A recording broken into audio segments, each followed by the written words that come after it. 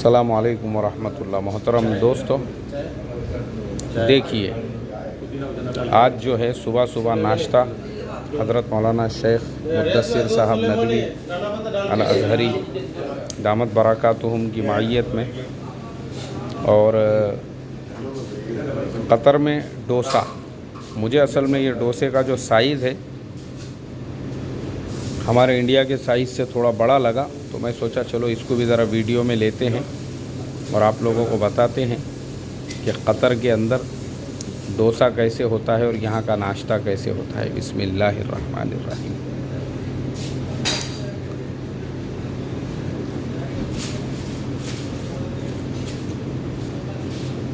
माशाअल्लाह, इस बात में तो कोई शक शुबा नहीं है